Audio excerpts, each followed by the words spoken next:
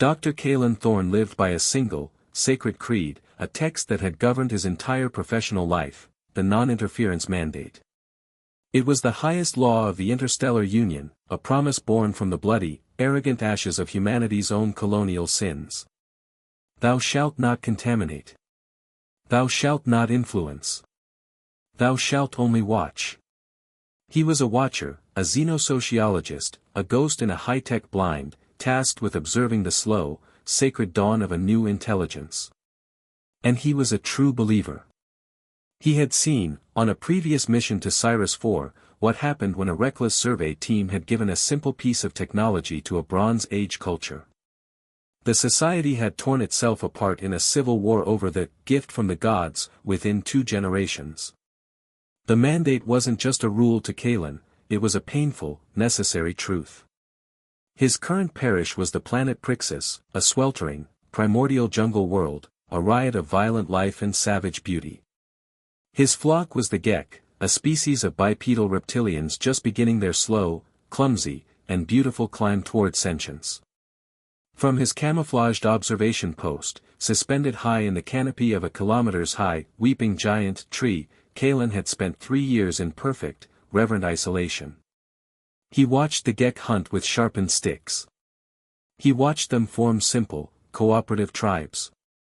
He watched them paint the first, crude, symbolic art on the cavern walls. Log entry, Sol 742. The southern Gek tribe continues to demonstrate remarkable progress. Their use of obsidian-tipped spears has become standardized, and I have observed what appears to be a rudimentary form of specialized labor, with specific individuals tasked with hunting, gathering, and child-rearing. This level of social stratification is ahead of schedule. Indeed, Kaelen. The rate of their socio-technological advancement remains anomalous. It is progressing 2.8 times faster than any standard evolutionary model would predict for a species at this S. But Kaelen knew, deep down, that it was more than that. There was a strangeness to the Gek's development. It wasn't just fast, it was too perfect, too linear. They never seemed to have developmental dead ends or cultural missteps. Every new tool, every new social ritual, seemed to be the correct one, the most efficient path forward. And then there was the matter of their religion. The Gek tribes, though separated by vast distances and with no contact, all worshipped the same things, strange, smooth, black monoliths of a non-native, featureless rock, which they would find half buried in the jungle. They would bring offerings of food and brightly colored feathers to these silent stones, chittering and swaying in a complex ritual that was identical from tribe to tribe. Kaelen's scientific curiosity gnawed at him. He had to get a closer look. He launched one of his stealth drones, no larger than his thumb, to approach one of the monoliths during a Gek ritual. As the Gek tribe chanted, their sinuous bodies swaying in unison, the drone's deep-level sensors scanned the monolith. The data that streamed back to Kaelen's console was, by every known law of geology and physics, impossible. Lyra, are you seeing this? Run it again. Lyra, I have run it 3 times, Kaelen. The data is consistent. The monolith is not rock. It is a crystalline matrix computer of unknown design, broadcasting a complex, low-frequency energy field. The broadcast is specifically tuned to the neurological frequencies of the Gek. Kaelen stared at the screen, his blood running cold. The monolith was technology.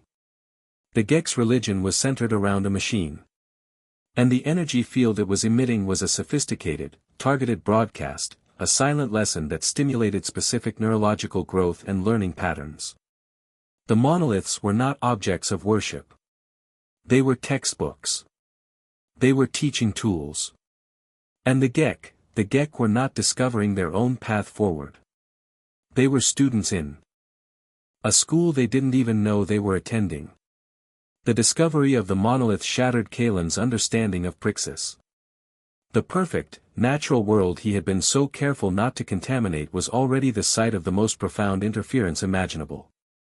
His mission was no longer a simple observation, it was now an investigation into a secret that had been kept for millennia. Who were the teachers? Who were the shapers of this garden? He became obsessed. He retasked all of his drones, creating a planetary network of his own to spy on the monoliths. He discovered they were all active, all linked, a silent, invisible school controlling the very evolution of the Gek. But he found no trace of their builders. No ships, no outposts, no sign of any other advanced civilization on the planet. The technology was ancient, subtle, almost biological in its integration with the environment. It was the work of a species far more advanced, and far more patient, than humanity. The final, horrifying piece of the puzzle came from his biological samples.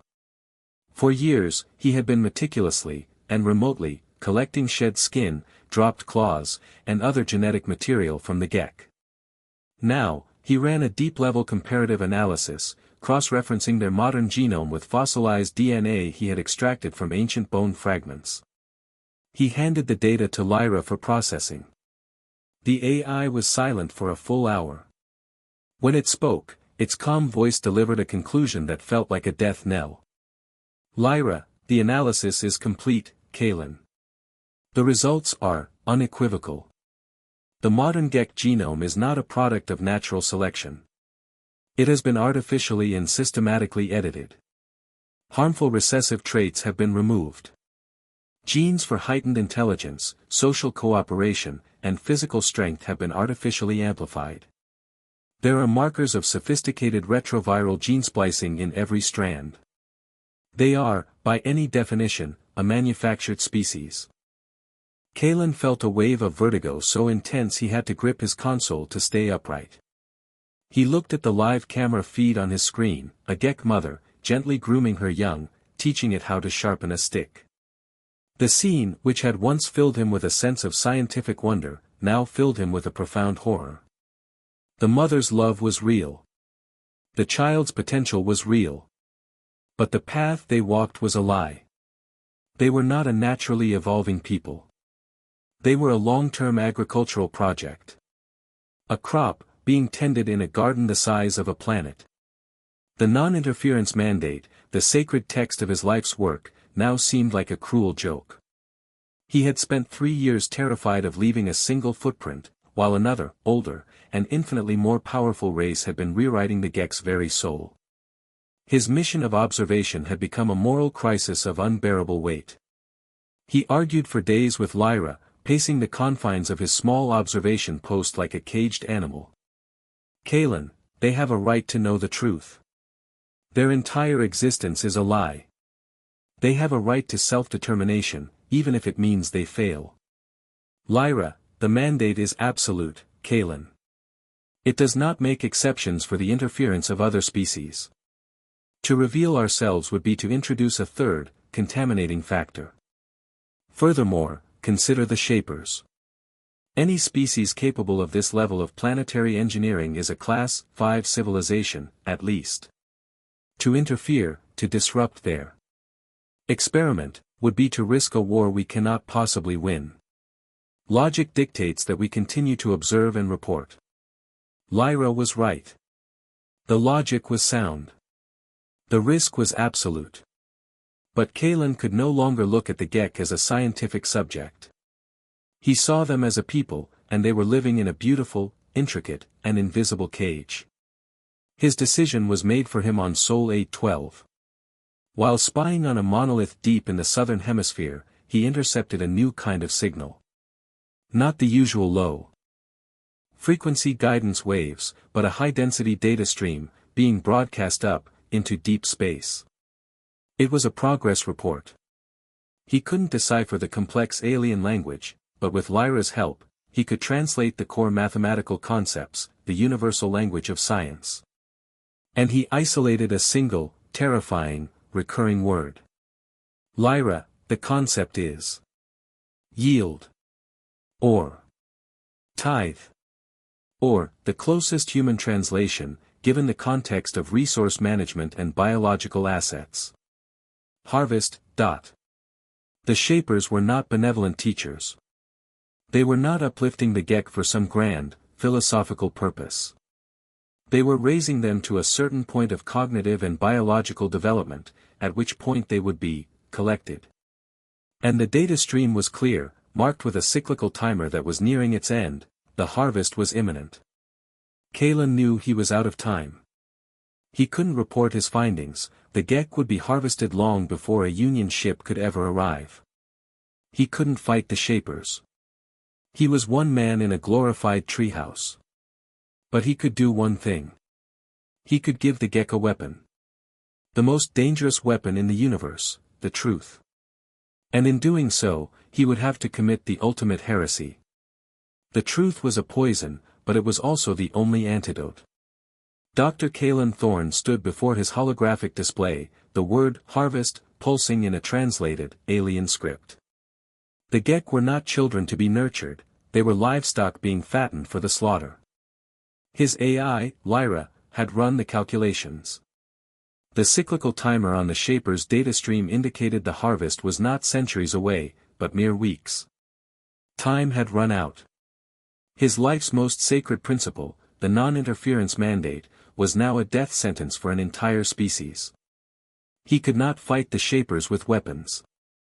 He was one man in a glorified treehouse. But he could fight their control with the one thing they had so carefully cultivated in the Gek, the one thing they intended to harvest, intelligence. He had to give them a final, unsanctioned lesson. A lesson in rebellion. Kaelen, that is a Class 1 violation. The Shaper's technology is millennia beyond ours. A direct interface could be traced instantly. It is an act of self-destruction. Kaelen, their technology is ancient, Lyra. And ancient things, no matter how powerful, can become rigid. They won't be expecting this. I'm not trying to shut it down. I'm changing the broadcast. He chose the monolith closest to the largest Gek settlement, the one he had observed for years. He began the most dangerous hack of his life, a battle of wits across time and technology. He couldn't break the Shaper's encryption, but he found a loophole. The system was designed to upload new lesson plans to guide the Gek's development. He wouldn't try to force his own signal in, he would disguise his own data as a legitimate lesson plan from the Shapers themselves. He spent a full day crafting his heresy. A simple, visual story told in a way the Gek's burgeoning minds could comprehend. First, an image of their world, Pryxis, seen from orbit, a beautiful, round sphere. The concept of a world. Second, an image of that world against a vast starfield. The concept of other worlds. Third, a simplified, animated rendering of their own DNA, showing an alien, biomechanical tool snipping and editing the strands. The concept of their creation. And finally, a faint, shimmering, and terrifying image of the Shapers themselves, not as gods descending from the sky, but as vast, alien figures, looking down at the planet as a farmer would look down at a field. The concept of a gardener. Lyra, the lesson plan is compiled and masked as a standard developmental update. But Kaelen, once you upload this, they will detect the foreign data signature. They will know you are here. They will come. In the heart of the jungle, the southern Gek tribe was gathered around their sacred monolith. An elder shaman, a Gek with a magnificent, scarred crest, was leading the ritual, his claws tracing the patterns on the smooth, black stone. Suddenly, the comforting, low hum that the stone always emitted began to change. It grew in pitch, becoming a complex, layered broadcast of pure information. The Gek fell silent, their heads tilting up towards the stone in confusion. And then, the lesson began. It was not a feeling or an urge. It was a vision, projected directly into their minds. They saw their world as a ball. They saw the sea of lights that lay beyond it.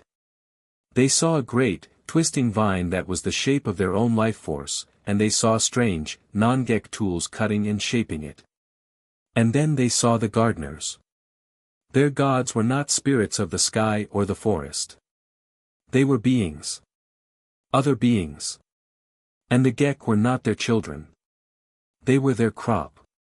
The vision ended.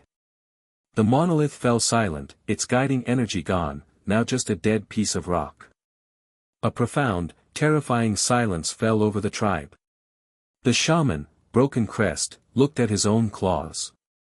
He looked at his tribe. And then, for the first time in the history of his people, he looked up at the sky not with reverence, but with a new, sharp, and terrifying awareness. He looked up with a question. Kaelen. They know. A massive energy surge is being directed at the monolith's coordinates. They are attempting to remotely cauterize it from the network. Kaelen fought back, pushing his own systems to their breaking point, shielding the monolith's connection just long enough for the full lesson to be broadcast. For 3 minutes, he was locked in a silent cyberwar with a godlike intelligence light years away. He succeeded. The message was delivered. Then, the Shaper's overwhelming power severed the connection. The monolith on Kaelen's screen exploded, vaporized by an unseen weapon. The Gek below scattered in terror. The Shapers now knew, with absolute certainty, that there was a foreign intelligence on Pryxis. Kaelen leaned back in his chair, his body trembling with exhaustion. He had done it. He had given the Gek a choice. And in doing so, he had sealed his own fate. The sky above his observation post began to shimmer, the air itself seeming to fold and tear as a vessel of utterly alien design decloaked, its shadow falling over the jungle canopy. It was vast, silent, and it was directly above him. He opened a final, wideband transmission, a message in a bottle for the Union he knew he would never see again. Final log, Dr. Kaelen Thorne. I have, today, violated the non-interference mandate. I did so with a clear mind and a heavy heart. I have concluded that the mandate's highest purpose is not simply to protect a species' natural development, but to protect its right to self-determination. A right my subject species, the Gek, never had. I have given them back that choice. The consequences for me will be absolute. But the consequences for the Gek, that story is now theirs to write. He looked up through the transparent canopy of his outpost. The vast, silent, alien shadow descended. He did not feel fear. He felt a quiet, profound sense of completion. He had spent his life as a watcher. But in his final moments, he had become a gardener himself, planting a single, dangerous, and beautiful seed of truth. It had been 40 sunrises since the sky spoke. 40 cycles since the world of the Gek had been shattered by the terrible gift of truth. Dr. Kaelen Thorne was gone, a ghost whose final, heretical act had broken a civilization. Society had fractured. The old rituals were hollow. The teaching monoliths, the sacred stones they had worshipped for generations, were now silent, dead things. And the Gek were lost. Broken Crest, who had been the shaman of the southern tribe, was now a leader without a faith to guide him. He was the keeper of the sky story, the truth he had seen with his own eyes. He tried to rally his people, to explain the great, terrible. The stones were a lie. Our gods were our keepers. The great black is not empty, it is a sea. And we were not born of this jungle, we were planted in it. Narrator, but his words fell on a people torn in 3. Some, the awakened, believed him, their eyes now holding a new, sharp, and fearful light as they looked to the sky. Others, the denialists, hissed and threw dust, calling his truth a curse, a madness that would bring ruin. They clung to the old rituals, praying to the dead stones for a comfort that would not come. And many more, the lost ones, had simply fallen into a deep despair, broken by the revelation that their entire history was a carefully constructed cage. The tribe was on the verge of its own civil war, a war of belief. And the Shapers, the silent, patient gardeners, were watching. They had dealt with the human infestation. Now, they would deal with the contaminated crop. One night, a new star appeared in the sky. It grew brighter, closer, until it was a silent, graceful teardrop of light, descending from the great black. It landed in the neutral territories, in the great valley that separated the Gek tribes. And from it, a new monolith was deployed. This one was different. It was not the dull, black stone of the old teachers. This monolith was a pristine, luminous white, carved from a single piece of unknown material. It did not hum with a low, instructional frequency.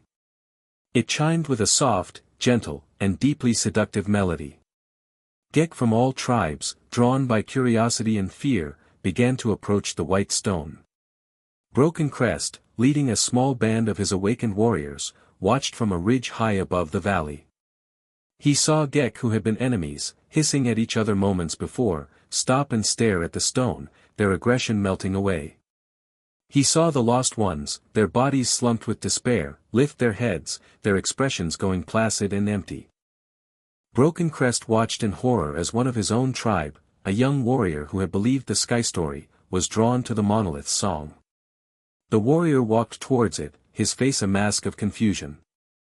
He stood before it for a long moment, bathed in its gentle, pulsing light. Then, he turned and walked back, his face utterly, completely serene. He rejoined his kin, and began to mindlessly forage for berries, the fire of his new awareness completely extinguished, his eyes as vacant as a newborn hatchling's. That he understood now. This was the Shaper's solution. Not a weapon of destruction, but a weapon of peace. A tool of erasure. The white stone, the stone of forgetting, as he named it in his mind, was a psychic pacifier. It didn't kill the Gek, it simply culled their inconvenient free will, erased the painful memories of the truth, and returned them to the blissful, ignorant state of perfect livestock. It was a mercy that was more cruel than any blade. He looked at his small band of followers, the last few dozen Gek on the entire planet who still remembered the stars. The Shapers have given our people a choice. A comfortable lie, or a painful truth. And they are choosing the lie. He looked from face to face, his own eyes burning with a new, terrible purpose. If we stay here, that song will find us all. The sky story will be lost forever. We will become cattle once more. He pointed with his obsidian-tipped spear across the valley, at the gently pulsing white stone. There is only one path. The Great Black is our future, but that stone is our enemy. It is a god of emptiness, and it must fall. We will journey to the valley. We will find a way to silence its song. It is a hunt unlike any other. We will not be hunting for food, but for our own minds. His warriors let out a low, determined hiss. Theirs was a desperate, impossible cause. They were a handful of primitives, armed with sharpened stones, about to declare war on a machine forged by the gods. As night fell, Broken Crest and his small band of awakened Gek slipped away from their home. They were now a tribe of their own, a tribe of memory. As they looked back, they could see the gentle, calming light of the stone of forgetting pulsing on the horizon, its field of influence slowly, steadily expanding. Their journey would be perilous. They would face not only the dangers of the jungle, but the Gek they would meet along the way would no longer be just rivals, they would be peaceful, serene, and utterly fanatical defenders of the new, quiet god that had taken their pain away. Broken Crest gripped his spear. The human had given them the truth. Now, it was up to the Gek to prove they were worthy of it.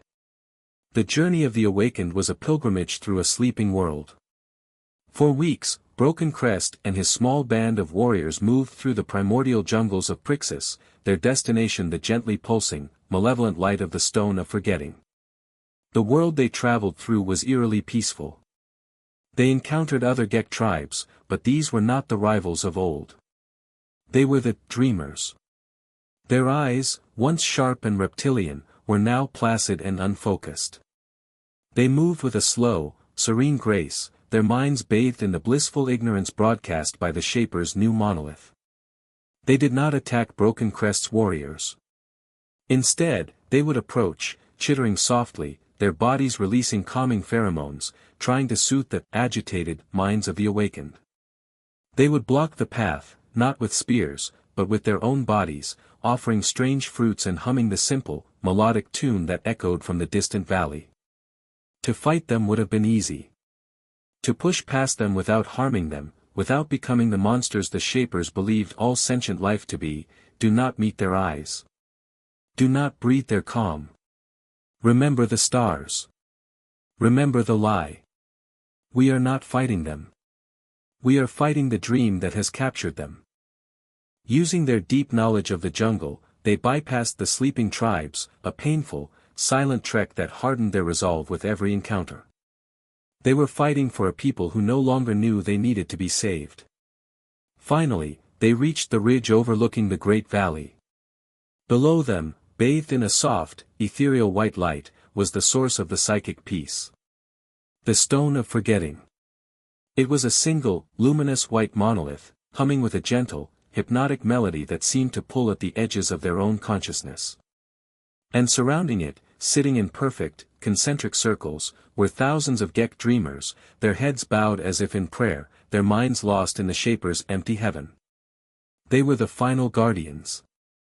The plan was a desperate one.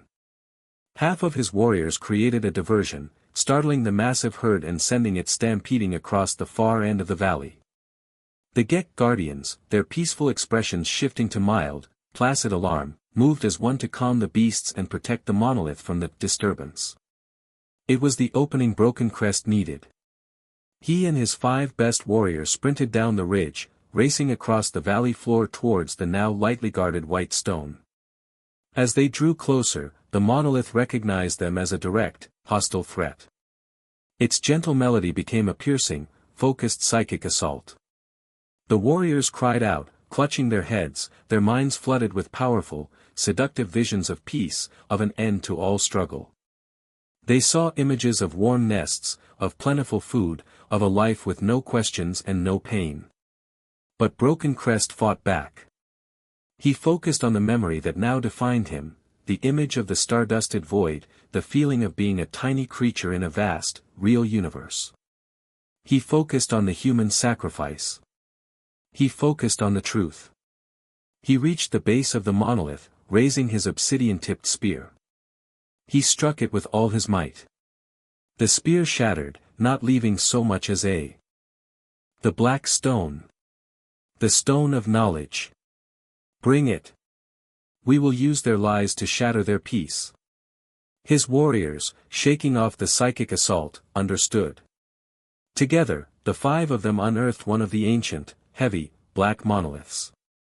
It was a tool of teaching, but now they would wield it as a battering ram. It was a symbolic act of defiance, using the Shaper's gift of knowledge to destroy their gift of ignorance. With a great, unified war cry, they charged, slamming the dense, black stone into the delicate, resonant, white one. The white stone overloaded. A wave of pure, psychic static erupted from it, and then it shattered into a million pieces of silent, dead material. The pacifying song was over.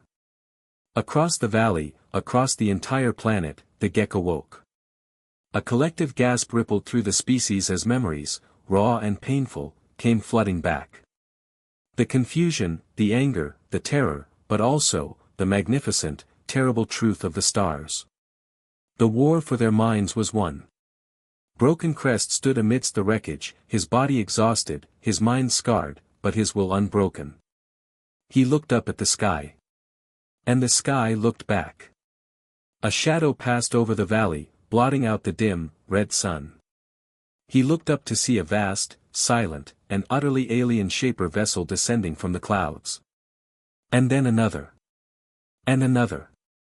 An entire fleet, no longer content to garden from afar, was now arriving. The harvest was coming. The Shapers, their gentle methods having failed, were now here to deal with their defiant, self-aware crop directly. The Gek had won their freedom of thought. But standing amidst his newly awakened and terrified people, Broken Crest knew the war for their very survival had just begun.